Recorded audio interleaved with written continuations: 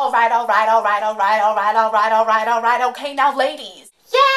I know girls who wash their hair every day, and I'm like, what the fuck are you guys smoking? Do you guys know about dry shampoo? Dry shampoo will change your bitch's life. Today marks the first edition of Take a Second Thursday.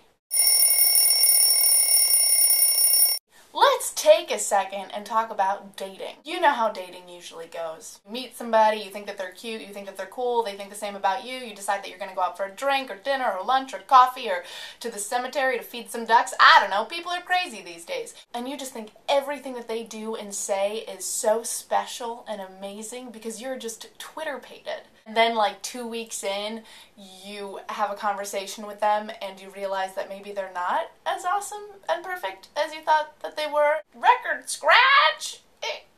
Wait. The other person says something or does something or reveals something about themselves that just doesn't really fit with this picture-perfect idea you had in your head of who that person was. My friends and I have come to call this the "and there it is" moment. As in, and there it is.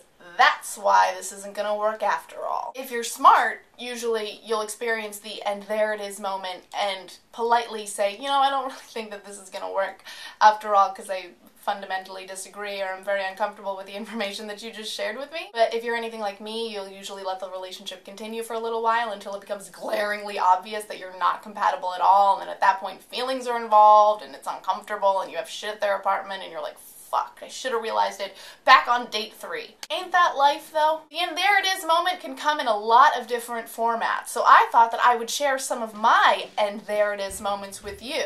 Ooh, there it is. I should have known that it wasn't going to work when he told me that he didn't perform oral sex on women. Ever. And there it is. Looking back, I should have recognized that it wasn't going to work when he cheated on me. Twice. But, you know, by the 3rd time, I realized, there it is. I should have called it quits when I found out that he wasn't old enough to drink. Whoops. When he explained to me that in a relationship, men are the pilots and women are the co-pilots, as in the men ultimately make all of the decisions and the women should just default to the man.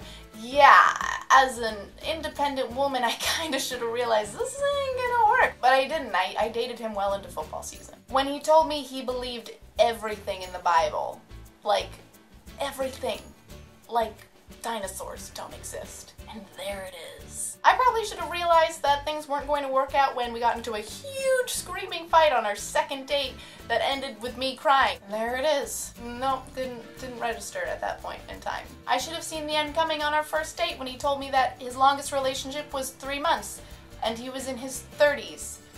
Yeah, that's a commitment issue. And there it is. When we went out one night and he wanted to just drive around with his friends and like pee on people's front yards, I probably should have suspected then that things were doomed to fail. And there it is! When he told me he was a male model.